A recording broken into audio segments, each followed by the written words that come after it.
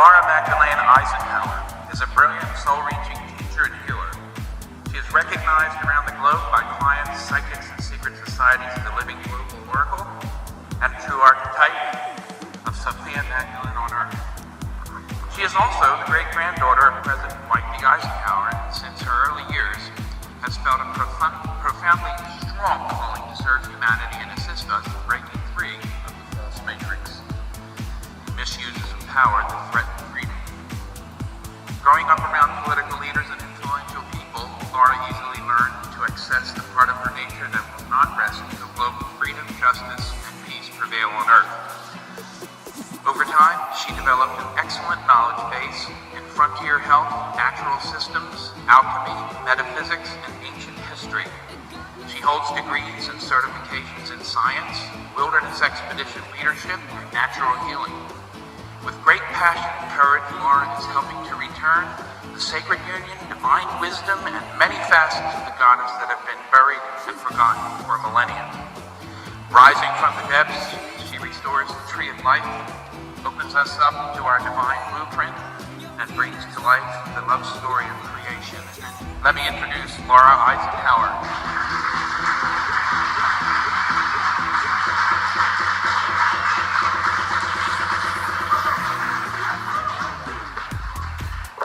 Hello, everybody. Let's figure out this mic thing. Well, I've had an interesting trip getting here. I've been almost derailed by what felt like some kind of attacks or some weird energy about maybe opening my mouth, but I'm kind of used to it, so let's take a deep breath. And so it's interesting because the last person that spoke was talking about Jesus Christ, Catholicism, Satan, ETs, and some very, very important things. I'm not here to claim I'm some, reincarnation of anybody. I'm not here to give myself that sort of attention or power. I'm kind of here to be a mirror, awakening that in everybody else, because this is a part of our divine blueprint. We have the Christ consciousness. We also have the Sophia Magdalene energy, Virgin Mary. These were some main figures that were sent from the Creator, who are the true loving creators that have realized, we are in a very big dilemma because of these archonic forces.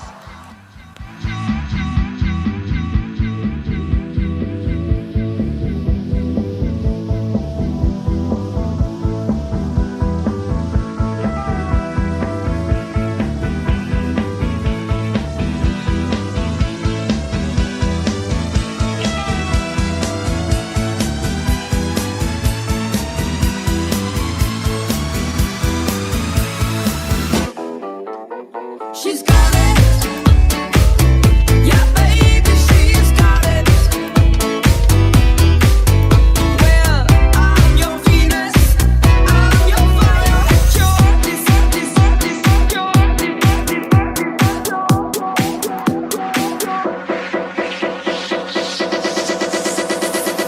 I'm your fire.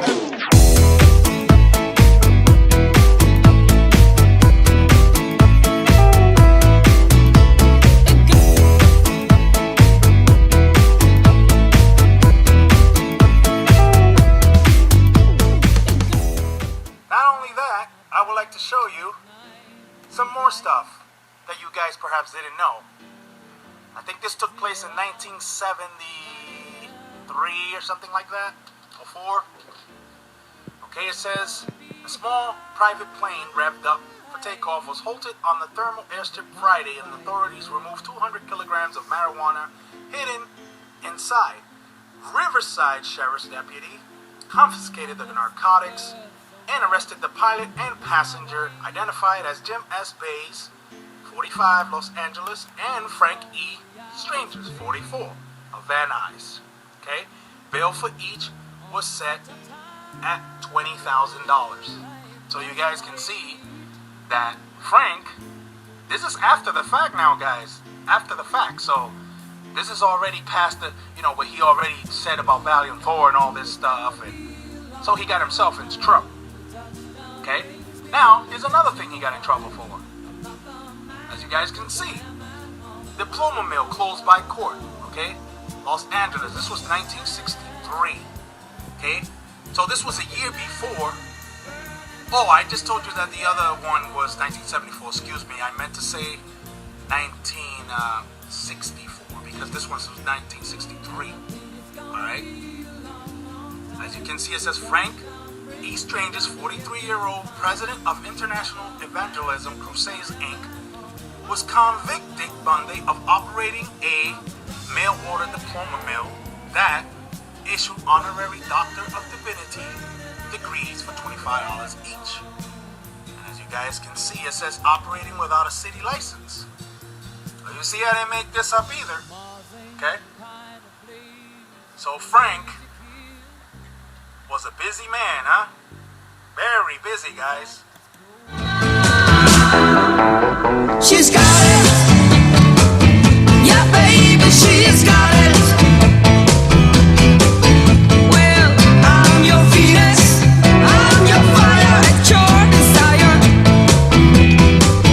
Well, I'm your Venus. I'm your fire at your desire. We've heard of your arrival from many sources.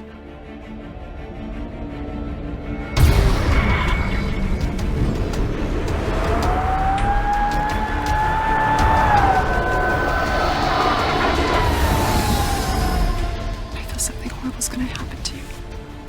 This proposal is quite extraordinary. Capital City's president is considering signing an agreement with them for their technology. Earth is in grave danger.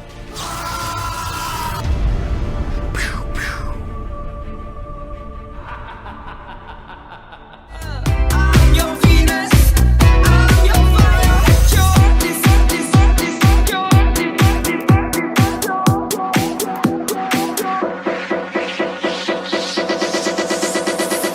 I'm your fire.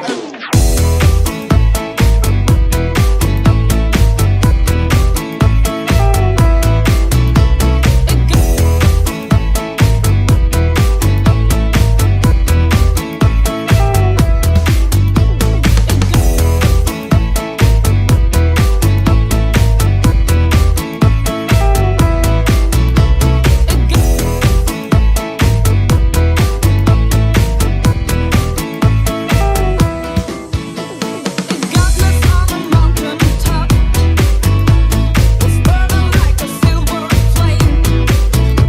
The summit of beauty and love. And Venus was her name. She's got it. Yeah, baby, she's got it. Well, I'm your Venus.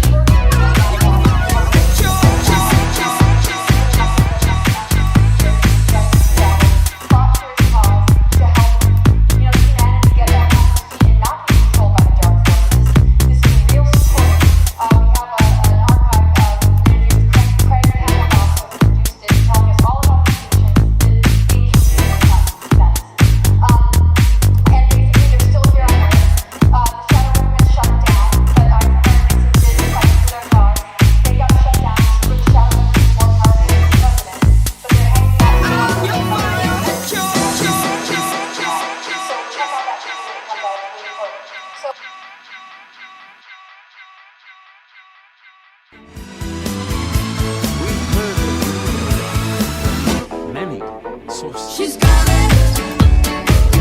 Yeah, baby, she's got it. Well, I'm your Venus. I'm your fire at your This proposal is quite extraordinary. Capital City's president is considering I'm signing your an agreement fire. with them for their technology. Earth is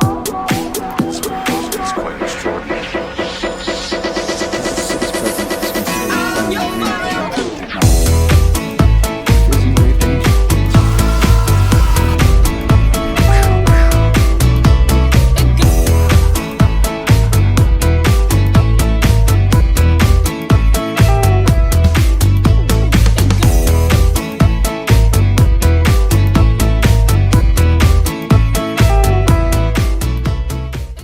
She packed my bags last night, pre-flight. 0 hour, 9 a.m. And I'm gonna be high as a kite by then.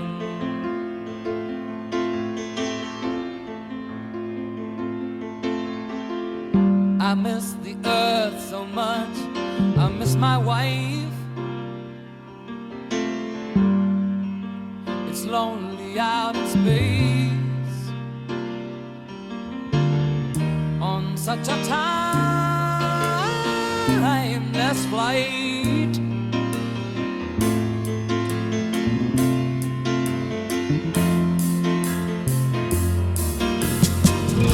And I think it's gonna be a long, long time till touchdown brings me round again to find I'm not the man they think I am at home. Oh no, no, no, I'm a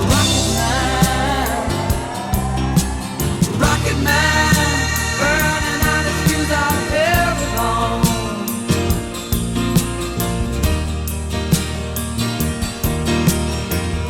And I think it's gonna be a long, long time till touchdown brings me round again to find I'm not the man they think I am at home. Oh no, no, no, I'm a Video presentation. rocket man, burning out his fuse out here alone. I'm going to show 3 different astronauts from 3 different countries dropping items in zero gravity, so-called zero gravity aboard the ISS. So, again, this is so very important to understand. It's not just NASA, the US, that's pulling this deception off. It's all these world so-called space organizations. And let's get right to it with this Dutch astronaut André Cooper. Let's take a listen to what he says here. You know, we have tape everywhere to fix things. We have this kind of Velcro straps, so you can fix it around cables. And so you need all these things to keep your stuff in place, because otherwise you lose it. It just floats away and it doesn't fall down. And it doesn't fall down. And that's very key and very important. Let's get right to it with André Coopers during this tour aboard the so-called ISS. Hier achter deze panelen wordt de urine opgevangen en I'm going to stop right there. And what he's pulling on is not an actual screw. It's a ring that's attached to this panel. And let's take a look at what happens here and take a very close listen to it drop. There he goes. Now he's going down, looking down for it. And very important. Again, you see the rings. Here's a ring and there's no ring here because it dropped. So again, getting back to what he said earlier, you lose it. It just floats away and it doesn't fall down. and he says, again, it doesn't fall down. And we just saw that happen. Now, very interesting. Let's take a look here at this YouTube video. Now, I found this pretty hilarious with the André.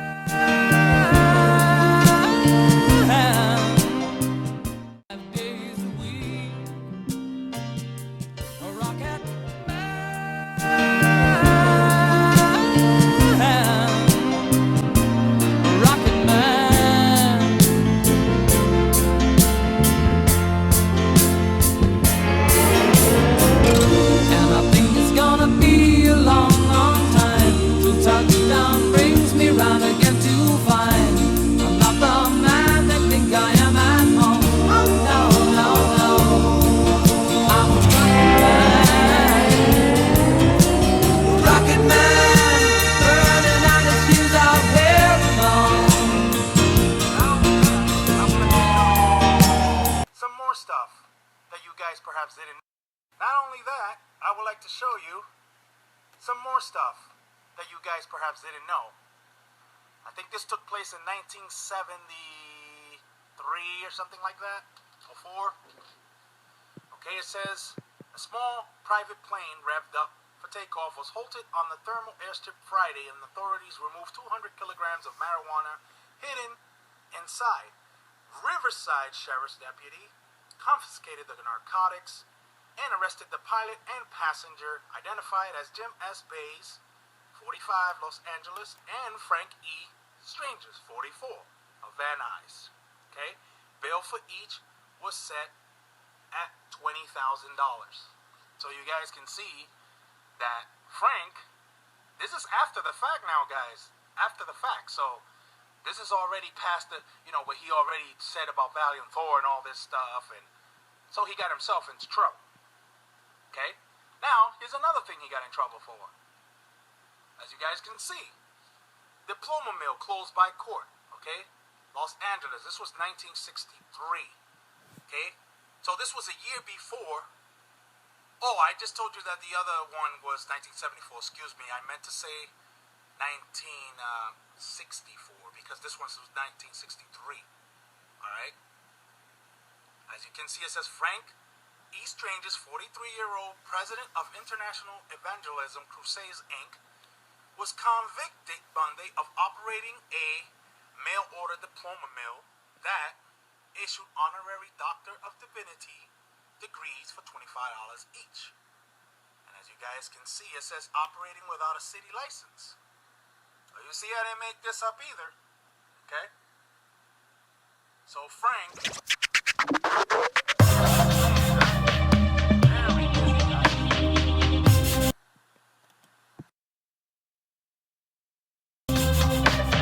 Hey everyone, it's me, John Lorden. Welcome to another episode of Brain Scratch. And I just have to be upfront with you guys, even before we start today's topic. Sometimes researching these episodes, there's a pleasure that I get out of it because in reading through multiple sources, you are able to kind of get this track of what you feel like is good information or is solid, or you at least have aspects of the story that are supported by multiple sources, and or in point at Lake Mead, it would just blow those insects away. So you probably wouldn't even be able to verify it there.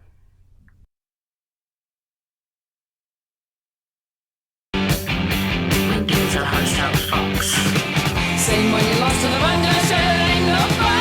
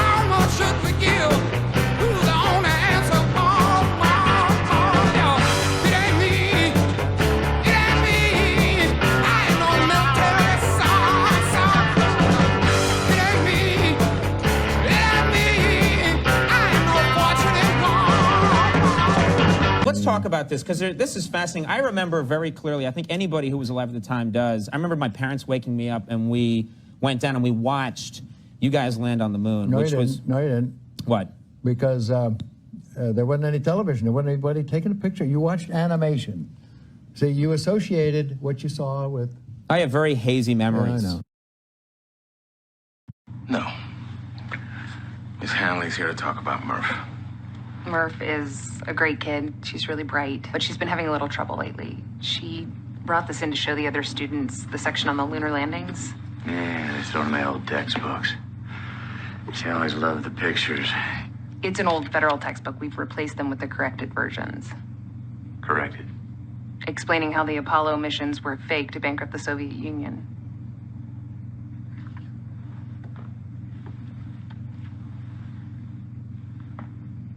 You don't believe we went to the moon?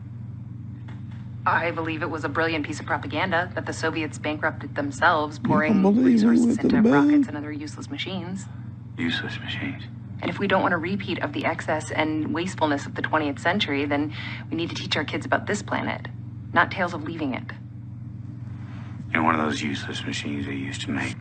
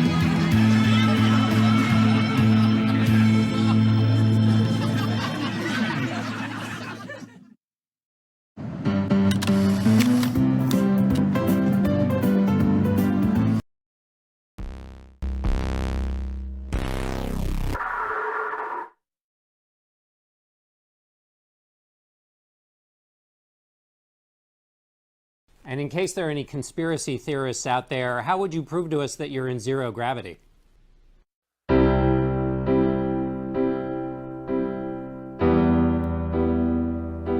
don't have time for a meeting of the Flat Earth Society.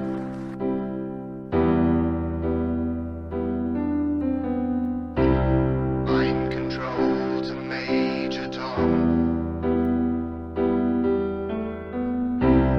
Mind control to Major Tom.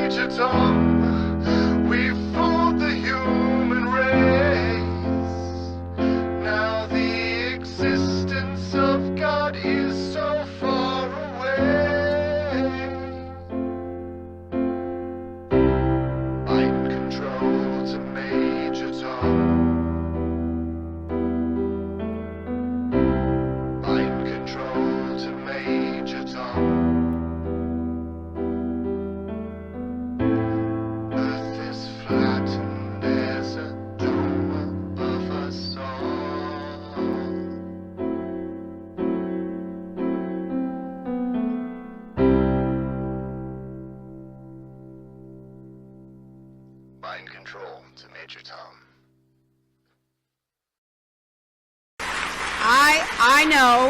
I know we have still not shattered that highest and hardest glass ceiling, but someday someone will, and hopefully sooner than we might think right now.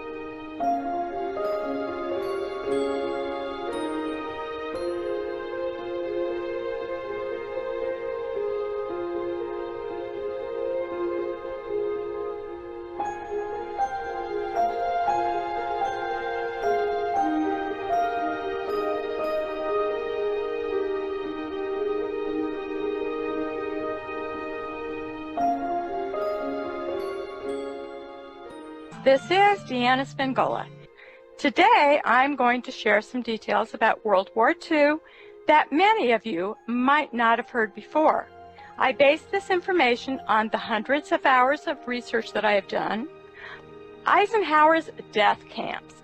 In a letter to his wife, Eisenhower said, and this is a quote, "God, I hate the Germans. Why? Because the German is a beast," unquote. He suggested a new class of prisoner, disarmed enemy forces. Prisoners the Army would not feed. Get that? They would not feed after Germany's surrender. Food, water, and shelter, basic human necessities, were unavailable in the camps. Per Eisenhower's orders, on April 22nd, 1945, the U.S. had in Europe 50 days worth of 4,000 calorie rations to feed 5 million people for an additional 50 days. They had the food, they just chose not to give it. On April 26, 1945, the combined chiefs of staff in Washington cabled Eisenhower their approval of the disarmed enemy forces status for all German citizens. Everybody was considered an enemy.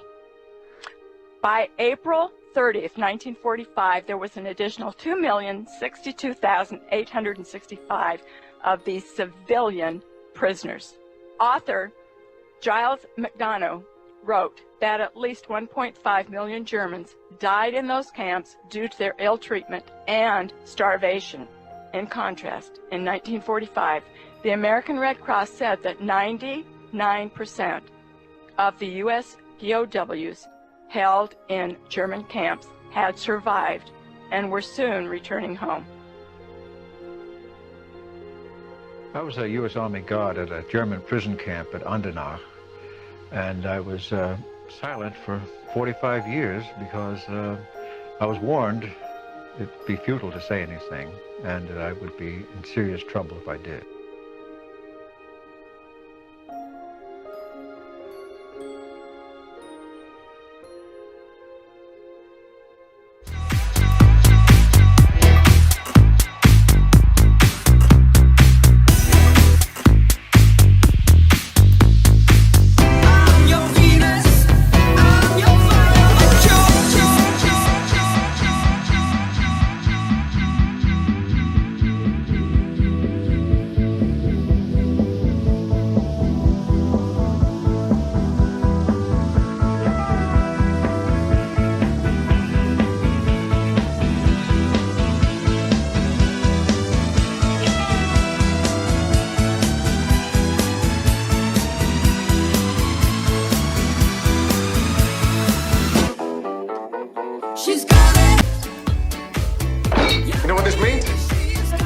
means you and me, you are never going to see me again. Ever.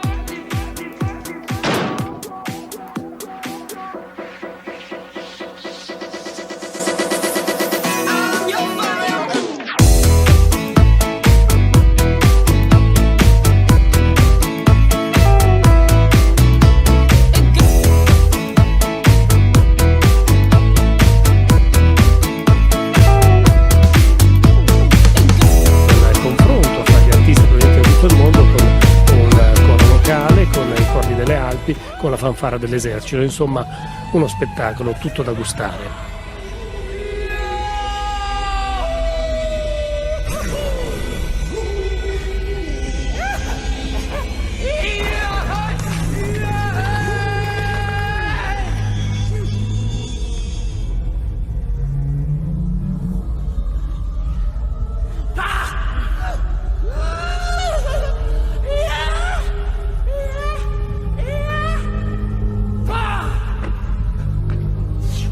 Ah!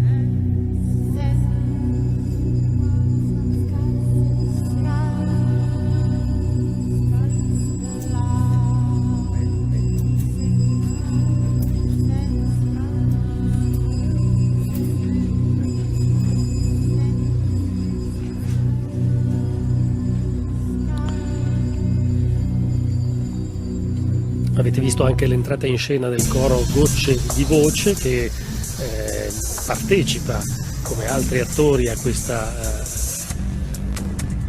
rappresentazione. Gli acrobati, 6 acrobati che vedete appesi davanti al maxi schermo sono 6 acrobati provenienti dal Cile, bravissimi, sono di una categoria, sono i fuoriclasse di questo tipo di esercizio. Gli organizzatori hanno fatto un casting internazionale per identificare le persone in grado di svolgere questo esercizio estremamente difficile. Lo schermo è grande 12 metri per 12, grandissimo, e quindi gli acrobati sono sollevati a 12-15 metri di altezza.